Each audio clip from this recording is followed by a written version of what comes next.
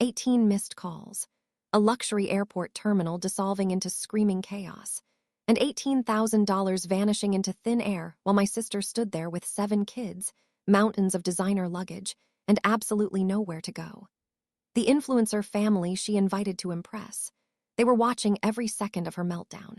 But here's the part that made my blood run cold when I found out later. She wasn't just using my money for a free vacation. She was charging her friends $4,000 for a trip I had already paid for in full. She was running a scam using my credit card as collateral.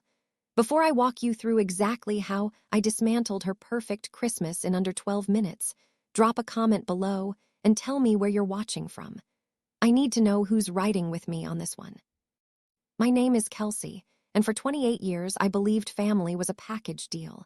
You don't get to choose your relatives, so you tolerate them. You fund them. You show up even when they treat you like an employee instead of a sister. I'm a luxury event planner in Manhattan, the kind of person who makes impossible things happen for people with unlimited budgets. When a tech billionaire wants swans at his rooftop wedding, I deliver swans. When a celebrity wants her birthday party on a yacht that's currently docked in Monaco, I make it happen. I negotiate 6-figure contracts before breakfast and manage teams of 50 without breaking a sweat. But in my family, I'm just the ATM with a heartbeat. My sister Courtney is 30 years old, gorgeous, and completely broke. She calls herself a lifestyle curator on Instagram, which is code for someone who posts latte art photos bought with credit cards that are already maxed out. She has 3 kids under 7, a husband named Hunter who works in mid-level sales, and a desperate need to appear wealthier than she actually is. Courtney is the golden child, the one my parents Angela and Richard orbit around like she's the sun and the rest of us are just background planets. I learned early that love in my family operates on a subscription model. If you want access, you pay the fee. I paid for her baby showers when she got pregnant at 24. I paid for the anniversary dinners when Hunter forgot to make reservations.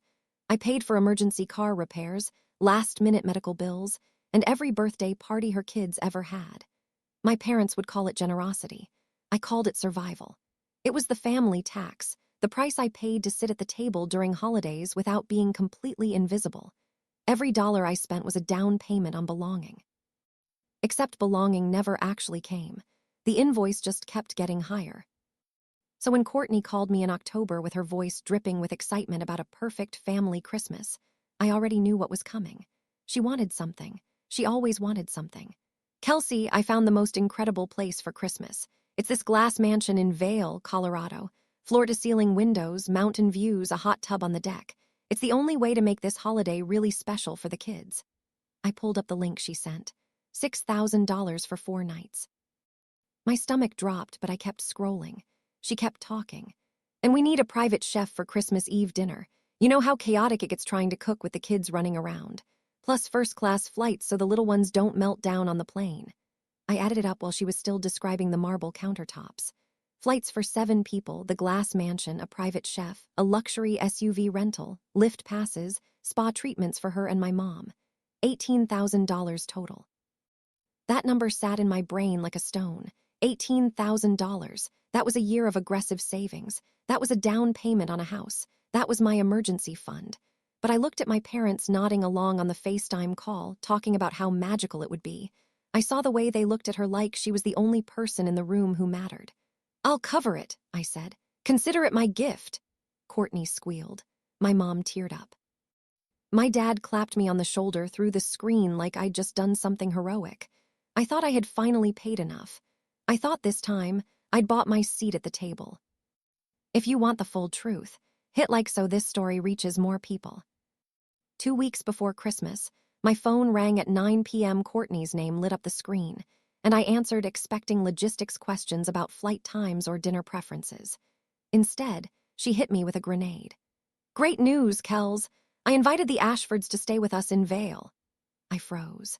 The Ashfords were a local influencer family, the kind of people with 400,000 Instagram followers and sponsorship deals with organic baby food brands. Courtney had been obsessed with getting into their circle for months, showing up at the same yoga classes and commenting on every post they made. "You invited them to stay in the house," I asked slowly. Where exactly are they going to sleep? There are only 4 bedrooms. Oh, we figured it out, Courtney said, her tone breezy like she was discussing throw pillow arrangements. Hunter and I take the master suite. Mom and Dad get the second room. The Ashfords need the other 2 for them and their 4 kids. I did the math in my head. That's all 4 bedrooms. Courtney, that leaves no room. Where am I supposed to sleep? There was a pause, not the kind of pause where someone realizes they made a mistake.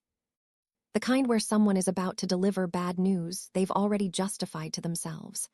Well, that's actually perfect because there's a bunk room downstairs with the kids. And since you're not skiing anyway, you can stay there and watch all 7 of them while we're on the slopes. Mrs. Ashford really wants to network, and I need this opportunity. You don't mind, right? It's for family. I sat there in my apartment, staring at the spreadsheet on my laptop screen. The one that showed $18,000 in confirmed bookings. The one that represented 3 months of planning, phone calls, deposit payments, and coordination. And I realized something that made my hands go numb. She wasn't inviting me on vacation. She was hiring me as unpaid staff. She had taken the asset I provided, flipped it to strangers for social capital, and reassigned me from sister to babysitter. I wasn't a guest in the house I funded. I was the help. I'm not coming as a babysitter, Courtney. My voice came out flat calm. She didn't hear the danger in it. Oh my God, don't be dramatic, she snapped. If you won't help out, then don't bother coming. We'll have a great time without you. She hung up. The line went dead. And in that silence, I made a decision that would change everything. I don't panic. Panic is for people who don't have contingency plans. In my line of work, when a venue floods an hour before a wedding, you don't cry. You execute. You assess the damage, calculate the cost, and solve the problem. Courtney had just breached the contract of our relationship. She made it clear my role wasn't sister. It was servant. And when a client becomes abusive, you don't negotiate. You terminate the agreement. I walked to my desk, opened my laptop, and pulled up the master spreadsheet titled Veil Christmas. It glowed on the screen in neat, color-coded rows. Confirmation numbers, itinerary links, deposit receipts, 3 months of my labor, $18,000 of my money. I started at the top, the glass mansion. I navigated to the booking portal, found the modify/cancel button, and clicked it. A warning box popped up in aggressive red text. Cancellation within 7 days of arrival will incur a penalty of $1,000. Do you wish to proceed? Most people would hesitate. $1,000 is rent, it's a car payment. It's a vacation in itself, but I didn't see a loss. I saw a severance fee. I saw the price of my dignity. I clicked yes. Status, canceled. Refund of $5,000 processing. Next, the flights. First-class tickets for 7 people. I pulled up the airline website. Premium fares are refundable, but the fees were brutal. Another $1,200 in penalties. I clicked cancel anyway. The private chef for Christmas Eve. The luxury SUV rental. The ski lift passes. The prepaid spa treatments. One by one, I dismantled the vacation. I watched the spreadsheet rows turn from green to gray. It took me exactly 12 minutes to undo 3 months of planning. When I finished, I tallied the damage. Total cancellation fees, $3,600. I had just set $3,600 on fire in less time than it takes to watch a sitcom episode. My hands should have been shaking. I should have felt nauseous. Instead, I felt a cold, clean rush of clarity. I wasn't losing that money. I was spending it. I was buying myself out of a lifetime contract I never signed. The system asked me one final question. Do you want to send an automated cancellation notice to all guests? My finger hovered over the mouse. If I sent the notice, they'd know tonight. They'd scream, call, guilt-trip me into rebooking. They'd have time to make other plans. They'd have time to control the narrative. But Courtney had set the terms herself. If you won't help, don't come. I was complying. I was staying home. And since I paid for the trip, my money was staying home with me. I unchecked the box, no notice sent. I closed the laptop. The apartment went silent except for the hum of the refrigerator. It was 2 days before Christmas. Somewhere across the city, my sister was packing designer ski outfits and filming Instagram stories about family traditions. She had no idea she was packing for a vacation that no longer existed. I poured a glass of wine, sat by the window, and watched the city lights flicker in the winter cold. The countdown had started. Comment exposed if you believe she deserved justice. The silence shattered at 5:03 a.m. on Christmas Eve. My phone lit up on the nightstand and started vibrating like it was possessed. I rolled over, grabbed it, and saw the screen filled with notifications. 18 missed calls, 12 text messages, all from Courtney. We're at the check-in counter. They can't find the reservation. Kelsey, are you awake? Call me now. They're saying the flights were canceled yesterday. Is this a mistake? Then Hunter's name. Kelsey, pick up. This isn't funny. Then Courtney again. The Ashfords are standing right next to me. Fix this. I sat up in bed, wrapped my blanket around me, and sipped the coffee I'd preset on a timer the night before. I watched the messages roll in like stock market updates during a crash. The panic was immediate. But what struck me wasn't the fear in her words. It was the entitlement. Even in disaster, Courtney wasn't worried about her children being disappointed or cold. She was worried about her audience. The Ashfords were standing in the terminal watching the perfect influencer vacation collapse in real time. For someone like my sister, this wasn't just a logistics problem. It was an identity crisis. Reality is just a stage set for people like her. When the curtain falls and reveals the duct tape and plywood, it feels like annihilation. The messages shifted at 5:47 a.m. Kelsey, you canceled it. The agent just told me. Canceled per client request. You actually canceled it. How could you do this to me? Do you have any idea how humiliated I am right now? Mrs. Ashford is staring at me. You have ruined my life. She didn't ask why. She didn't apologize for the ultimatum. She went straight to victimhood. I was the villain who sabotaged her reputation out of pure spite. Then the voicemail came. I played it on speaker. Kelsey, pick up the phone right now. Her voice was ragged, barely holding together.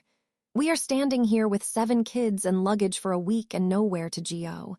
You need to rebook this immediately. Put it on your card. I don't care what it costs. Fix it before the Ashfords figure out what's happening. Behind her voice, I could hear a child crying and a woman's clipped tone asking, so is there a plane or not, Courtney? That was Mrs. Ashford. Her patience was gone. I didn't smile. I didn't feel joy. I felt something colder, validation. They were exactly who I thought they were. I typed my first and only response of the morning. You told me if I didn't want to work, I shouldn't come. I took your advice. I stayed home. And since I paid for the trip, my money stayed with me. I hit send. Then I muted the entire conversation, set my phone face down on the counter, and made scrambled eggs. The sun was rising over the skyline, painting the buildings in soft gold and pink. Somewhere in an airport terminal, my sister's carefully constructed world was burning. But in my kitchen, it was perfectly quiet. Type karma if you want to see all targets hit at once. By 8 a.m., reinforcements arrived. My parents were awake and they were furious. I knew exactly how Courtney spun it. She would have told them I forgot to book the flights or there was a system glitch or I was having some kind of breakdown. She would never admit she issued an ultimatum. My phone started lighting up again. Mom, Dad, I let every call go to voicemail. Then the texts started pouring in. Call us immediately. Courtney is hysterical. She says you canceled the trip out of spite. What is wrong with you? You need to fix this right now. Book whatever is available. I don't care what it costs. Do not do this to your sister. You are being selfish. You are a terrible daughter. You are destroying this family over nothing. I raised you better than this. You should be ashamed of yourself. The children are crying in an airport because of you. How do you sleep at night? Reading those messages felt like being audited by my own guilt. I felt that old reflex kick in, the one that wants to smooth things over, apologize, pay the tax again. But then I looked at my laptop. I looked at the $3,600 I had already paid to be free. I wasn't going to argue with them. I wasn't going to defend myself. I was going to handle this like a professional. I opened the family group chat. It was currently exploding with accusations from my parents and crying emojis from Courtney. I took a screenshot of the text Courtney sent me 2 days earlier. If you don't want to help with the kids, then don't come. We'll have a great time without you. Then I took a screenshot of the cancellation invoice from the resort. It was time-stamped exactly 12 minutes after her text. The reason for cancellation was marked in bold. Canceled per client request. I uploaded both images to the group chat. Then I typed one sentence. I accepted your invitation to stay home. My wallet stayed with me. I hit send. The chat went completely silent. The typing bubbles appeared and disappeared. They had no rebuttal. They couldn't claim I was crazy or forgetful or vindictive. The receipts were right there in black and white. They had played a game of chicken with my dignity, and they lost. But I wasn't finished.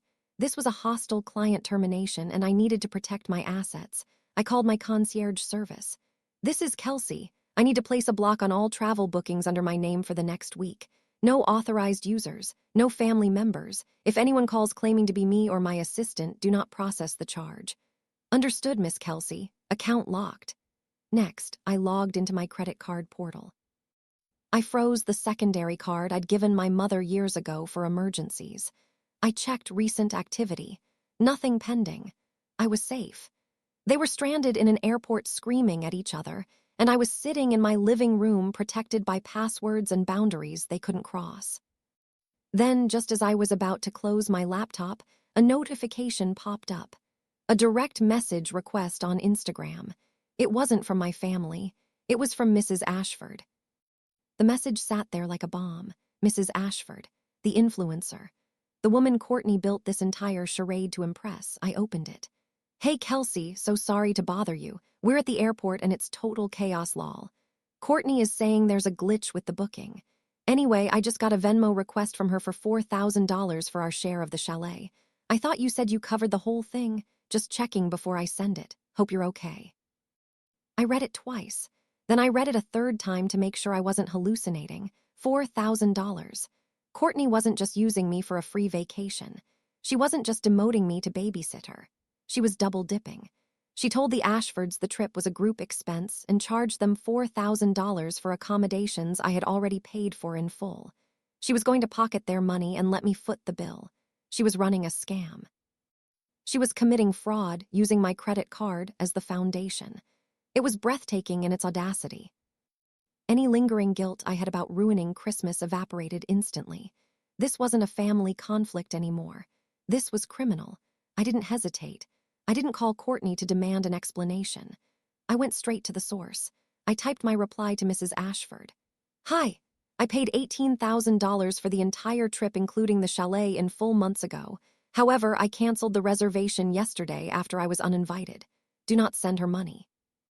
She is charging you for a vacation that I paid for and which no longer exists." I attached the cancellation receipt as proof. Sent.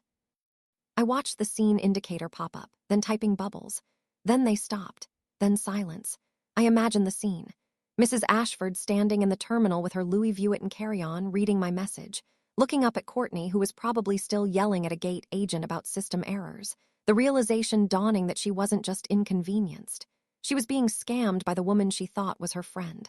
This was the kill shot. Courtney wanted to be an influencer. She wanted to be a socialite.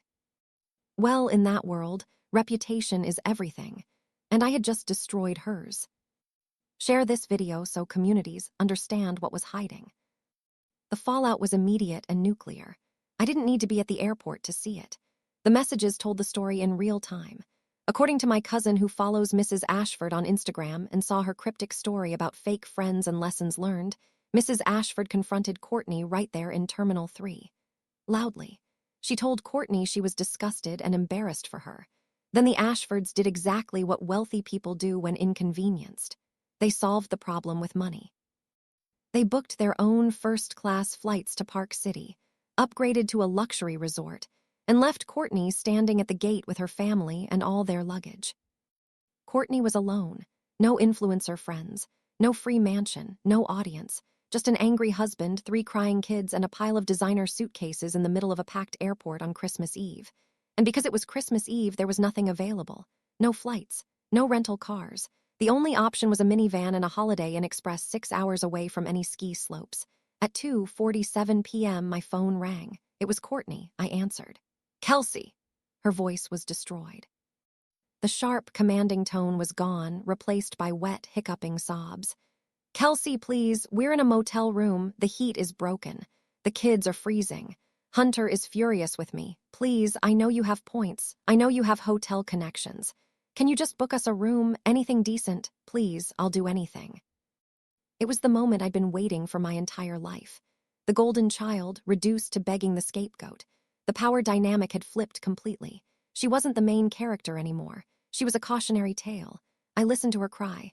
I listened to the cheap motel TV in the background and her husband shouting something about financial ruin and trust. "You wanted to be the main character, Courtney," I said.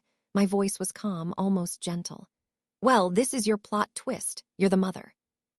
Figure it out. Kelsey, please. The kids." "The kids have parents," I said.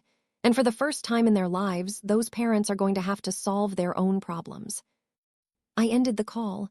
Then I blocked her number. I blocked my parents. I blocked Hunter. I blocked Mrs. Ashford just to be thorough. I sat in my quiet apartment surrounded by the piece I had bought for $3,600. It was the best money I'd ever spent. If this shocked you, comment receipts below. New Year's Day found me in Cabo San Lucas, Mexico. I was lying on a lounge chair in a private villa, watching the Pacific crash against the rocks. The air smelled like salt and lime. It was 78 degrees. The villa cost $4,000 for the week. The flight was first class. The tequila was top shelf. And the best part, I paid for all of it with the refund money from the canceled ski trip. My family tax had been refunded, and I reinvested it in myself. I scrolled through my phone one last time before shutting it off for the day. My cousin sent me a screenshot of Courtney's Instagram story from Christmas morning. It was a photo of her kids eating pancakes at a Denny's near the motel. The caption read, "Making the best of a hard situation. Family is what matters, even when others try to ruin it. #resilience." I zoomed in. She looked exhausted. Her hair was unbrushed. There was no filter strong enough to hide the misery in her eyes. And in the comments section, Mrs. Ashford had left a single emoji, a snake. I smiled and deleted the screenshot. I thought about calling my parents, maybe extending an olive branch now that time had passed. But then I realized something that changed everything. I didn't miss them. I didn't miss the guilt trips. I didn't miss being an ATM with a pulse. I didn't miss conditional love that evaporated the second the check cleared. I had spent my entire life believing family was a birthright, that because we shared blood, I owed them access to my life, my money, my peace. But sitting there in the Mexican sun with a book in my lap and no obligations weighing me down, I understood something fundamental. Access to me is a privilege, and privileges can be revoked. Rumors suggest Courtney and Hunter's marriage didn't survive the fallout, though I can't confirm that. Reports claim my parents finally saw through her behavior after the scam attempt on the Ashfords went public in their social circle, but I haven't spoken to them to know for sure. What I do know is this. I haven't paid the family tax in over a year, and my bank account has never looked better. The Ashfords, they posted photos from their Park City trip. It looked incredible. And somewhere in those comments, buried beneath the aesthetic shots of hot chocolate and ski lifts, someone asked where Courtney was. Mrs. Ashford replied with 3 words. "We upgraded, friends." Hit subscribe if you want more stories where toxic family members finally face reality. Drop a comment and tell me what you would have done differently in this situation. And smash that like button if you think sometimes the best revenge is just letting people experience the consequences of their own choices. Because at the end of the day, I didn't ruin Christmas. I just stopped funding it.